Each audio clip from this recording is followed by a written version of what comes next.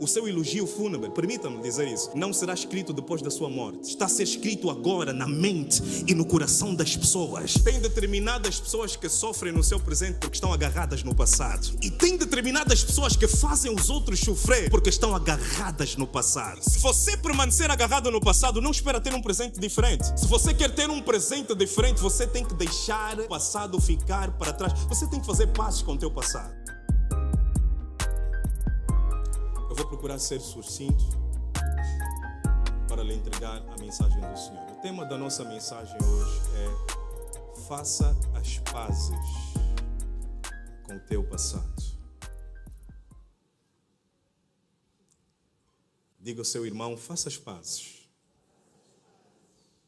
com o seu passado. Muito bem. Meus amados irmãos, todos nós já ouvimos falar amplamente da parábola do filho pródigo. E muitos de nós, inclusive, conhecemos essa parábola de trás para frente, de frente para trás. Mas humildemente, permite-me lhe dizer nesta noite, meu querido irmão, minha querida irmã, que independentemente de nós termos conhecimento e informação sobre as Sagradas Escrituras ou este enredo, em que Jesus está a contar a parábola do filho pródigo e outras mais situações nas Sagradas Escrituras, a palavra de Deus, ela esconde determinados tesouros que não são acessíveis ao nível da informação. Porque a palavra de Deus, ela é entendida numa camada que está muito mais profunda do que a camada da informação. As Sagradas Escrituras, na verdade, ela não é um livro de história, não. Ela é um livro de revelação, em que houve naturalmente uma sistematização apontando para uma única mensagem: Cristo, o Salvador. Desde Gênesis, Apocalipse, é tudo sobre Cristo, é tudo que tem a ver com a salvação. E para que nós entendamos-la com a máxima profundidade, precisamos de ter a presença do autor desta palavra, que é o próprio Espírito Santo, o qual inspirou homens a falarem profundamente sobre as coisas do reino de Deus. E para que nós consigamos perceber com maior profundidade as Sagradas Escrituras, nós precisamos de abrir os nossos olhos para que a nossa lente esteja limpa de tal maneira que nós consigamos olhar além da informação, para além da informação, de tal modo que nós consigamos descodificar, descriptografar pelo Espírito Santo de Deus a mensagem que Deus quer enviar para nós. É por isso que acontece alguma das vezes em que você já leu uma palavra inúmeras vezes, mas naquele dia, de repente, parece que saltou uma mensagem nova e fresca do reino dos céus para o teu coração, de uma palavra que você já leu várias vezes. Será que isso já aconteceu consigo? E lhe dá uma injeção espiritual. É esta dimensão que tem a ver com aquilo que as Sagradas Escrituras nos dizem de rema, ou em teologia chama-se de rema. Diga comigo, rema. Então, rema tem a ver com a palavra de Deus revelada. É o determinado nível em que Deus leva-nos para percebermos uma mensagem que é encapsulada dentro da informação. Porque para além de rema tem também logos. Diga comigo, logos. Mais uma vez. Logos tem a ver com informação. E dentro da informação tem revelação. A revelação, ela está encapsulada dentro da informação.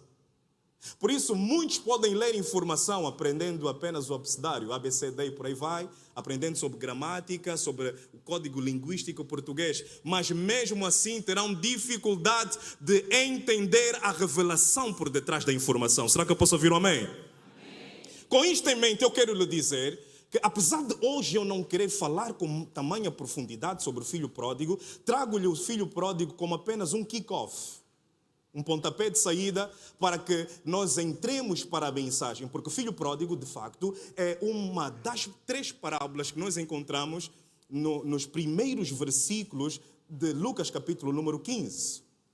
E Jesus era um mestre em parábolas. Por que Jesus falava em parábolas? A parábola em si só, dentro da linguagem literária e da linguagem teológica, ela tem a ver com uma narrativa alegórica, comparativa, em que traz coisas que você conhece e te mostra coisas que você não conhece. E Jesus era especialista em fazer isso. Ele falava sobre as coisas do reino, utilizando coisas cotidianas da altura contemporânea, daqueles que eram contemporâneos do corpo físico de Jesus. Não de Jesus, porque Jesus é antes deles. Será que eu posso ouvir um amém? Por favor, fique comigo, que estou simplesmente a preparar consigo os assentos do avião, a apertar os cintos, a ver se tem combustível no avião, porque já vamos decolar. Então, e nós conseguimos compreender isso com tamanha profundidade, que Jesus ele era um mestre em parábolas. E parábolas, na verdade, é quando Jesus utilizava o ordinário para revelar coisas extraordinárias. É quando Jesus revelava coisas incomuns, utilizando exemplos comuns. Por isso é que ele trouxe a parábola do filho pródigo. E por que ele falou sobre a parábola do filho pródigo? A parábola do filho pródigo, na verdade, tem a ver com a parábola que vem anterior à parábola do filho pródigo, que é a parábola da dracma, em que a mulher perdeu uma dracma e começou a ficar à procura da dracma, porque tinha muito valor para ela, apesar dela ter outras. E antes dessa parábola também vem outra. Vem a parábola do pastor que perde uma das suas ovelhas e deixa as 99 para ir à procura de uma única ovelha. E então ele fica regozijado, muito feliz, muito alegre, pelo facto de ter conseguido conquistar uma ovelha perdida. E por que Jesus está a contar sobre essas parábolas? E aqui vai a questão. Porque Jesus entra para um determinado lugar onde tinha publicanos. E publicanos eram pessoas que, dentro da perspectiva dos fariseus, dentro da visão, do entendimento dos escribas, eram pecadores. E eles ficaram escandalizados pelo facto de Jesus estar a receber pecadores. Jesus está na mesma mesa que pessoas pecadoras. Eles ficaram tão escandalizados que começaram a murmurar entre si. E então Jesus procura passar uma mensagem que o Pai dos céus, Ele ama tanto as pessoas na terra, que Ele é capaz de ficar com elas para lhes dar uma salvação, para lhes dar uma vida diferente, para lhes dar algo totalmente diferente que elas não tinham. Fariseus e escribas são um tipo de pessoas que não acreditam que você vai mudar. Mas ainda que pessoas duvidarem da tua mudança, ainda que pessoas duvidarem que Deus tem o melhor para ti, ainda que pessoas não acreditarem que Deus tem algo maior do que você algum dia imaginou que haveria de obter na tua vida, Jesus está aqui de braços abertos para sentar na mesa contigo e para mostrar que Ele é o caminho que te leva ao Pai e que não há ninguém que é capaz de tirar o amor que Ele tem por você nesta noite. Por isso Ele abandona as 99 para ficar atrás de você. Por isso é que Ele abandona tudo para ir atrás de você. E se você está aqui nessa noite, é porque o Espírito Santo te trouxe aqui, e isso tudo faz parte do plano divino para Deus entrar na tua vida e mudar a tua história. Será que alguém crê no que eu estou a dizer? Levanta a sua mão e diga glória a Deus. Aleluia! E Jesus nos dá uma grande lição. Por outras palavras, Jesus veio à terra com uma missão. João capítulo número 3, versículo 16. Deus amou o mundo de tal maneira que entregou o seu Filho unigênito para todos nós. Então Ele veio aqui com uma missão para salvar os pecadores. Mas tem determinadas vezes, irmão, e aqui está a lição que Jesus nos deu, que determinadas pessoas vão se levantar para te colocar dentro de uma caixa que tem a ver com a perspectiva deles. Eles vão acreditar que você tem que ser aquilo que eles querem que você seja. Independentemente do que você fez no passado, eles vão querer que você esteja dentro de uma perspectiva, dentro daquilo que eles acham relativamente à tua pessoa. Não importa, não, ela é do bairro, então não quer dizer que vai dar certo. Na nossa família ninguém casa, quer dizer que ela também não vai casar. Isso tem a ver com a tua perspectiva. Eu tenho notícias para te dizer e para te dar nessa noite. Jesus está na mesa, Jesus está na casa, e Ele está aqui para abrir caminho aonde não há caminho. Será que alguém crê nisso? Aleluia! Portanto, de certa forma, os fariseus e os escribas, dentro desta narrativa, eles não acreditavam na mudança daqueles pecadores. E isso leva-nos para aquilo que é a tua história. Na verdade, a tua história, o teu passado, independentemente de você não se agradar com o teu passado, com aquilo que aconteceu no seu passado, você não consegue apagar o seu passado. Independentemente de você não ficar feliz quando reflete sobre os comportamentos que você teve no seu passado, você não pode, não consegue apagar o teu passado. Por isso é que, meus amados irmãos, nós devemos ter muita cautela, muita calma em nós lidarmos com algumas pessoas no nosso presente, porque o nosso passado é consequência do nosso presente de ontem, assim como o nosso futuro será, portanto, visto como o nosso presente, em que o nosso hoje é o passado. Presta atenção, o teu hoje é o teu passado do futuro, assim como o teu passado foi o teu presente de ontem. Se você quer um futuro melhor, tem tudo a ver com aquilo que você está a fazer no teu hoje. O teu hoje determina para onde você vai, assim como o teu ontem determina aonde você está. Se você quer um futuro diferente, você precisa de se preparar para fazer coisas totalmente diferentes. O teu presente será o teu passado da manhã.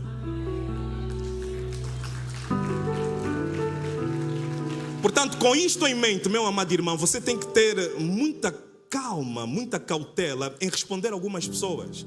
Você tem que ter muito cuidado em responder a algumas pessoas, porque tudo que você vai fazer vai ficar marcado na mente e na memória das pessoas. Permita-me dizer o seguinte, o seu elogio fúnebre, permita-me dizer isso, o seu elogio fúnebre não será escrito depois da sua morte. Está a ser escrito agora na mente e no coração das pessoas. Toda vez que você tem um comportamento, você está a pôr uma imagem relativamente à tua pessoa. Toda vez que você responde de uma maneira, você está a colocar imagens que vão ficar vivas mesmo depois da tua morte física.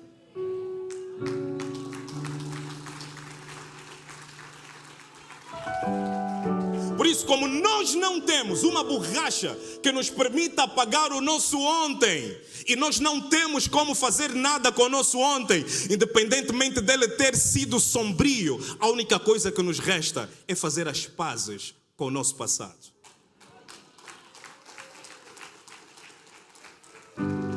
Fazer as pazes com o nosso passado não significa você fazer vista grossa aos sentimentos, aos ressentimentos, ou melhor, às situações dramáticas que aconteceram no seu passado. Porque mesmo fazendo vista grossa, você não consegue mudar o facto do teu passado ser a tua história. É a tua história, já está feito. Mas não deve fazer vista grossa aos sentimentos que adviram, que vieram em consequência de algumas falhas que você teve. Tem determinadas vezes que você tem que encarar para mudar. Você tem que confrontar o teu passado, tens que te confrontar a ti mesmo para você poder mudar. Será que eu posso ouvir um amém de verdade? Isso leva-me para uma história muito engraçada. Houve um jovem recém-casado que ele foi falar com seu avô, casado já há muitos anos. E ele quis saber, pastor Jorge, chegou lá e começou a falar com o pastor, com o avô. Avô, conta-me lá, mas qual é o segredo, afinal de contas, para o avô estar casado assim há 50 anos com a avó? Qual é o segredo? Conta-me então, eu sou recém-casado e gostaria de saber qual é o segredo. Então, o mais velho, como alguém que queria falar muita coisa, ele decidiu resumir tudo em 3 palavras. Ele disse paciência, paciência, paciência. Então, o jovem ficou desapontado, pastor. Ele disse, é só isso, avó, só paciência, paciência, paciência. Então, o avô, como quem, está a ver, pastor Jorge, como quem tem muitos assuntos confidenciais de lutas frias dentro do matrimônio, ele olhou para o filho e disse assim, meu filho, você precisa de muita paciência, sabe por quê? Porque hoje, em 2025, a tua avó ainda me ralha de uma coisa que eu fiz em 73. Então, se ela me ralha de coisas que eu fiz em 73, ainda não chegou em 1980, filho. Então, eu preciso de ter muita paciência para conseguir lidar com essas coisas. E isso aqui me leva, apesar dessa história ser muito engraçada, isso aqui nos leva para uma reflexão. Tem determinadas pessoas que sofrem no seu presente porque estão agarradas no passado. E tem determinadas pessoas que fazem os outros sofrer porque estão agarradas no passado.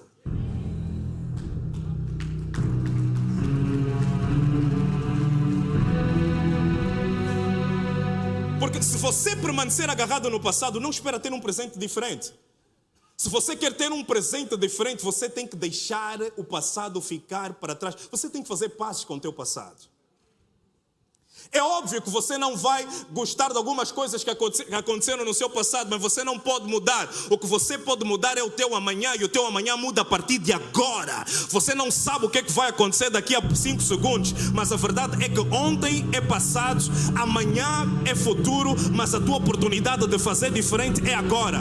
É agora que Deus coloca uma tinta na tua mão e Ele coloca um papel na tua frente para você poder desenhar o teu destino. Toda vez que alguém se levanta contra você, a forma como você responde vai determinar que tipo de pessoa você será lembrado no teu amanhã. Se você quer ser lembrado como um verdadeiro cristão, aquele que é ungido por Deus e que mostra Cristo aonde quer que Ele entra, é hora de você permitir que Cristo responda através da tua boca. Tem determinadas vezes que você não pode responder à provocação ao nível dos provocadores, porque Cristo é contigo e cada um só dá aquilo que tem.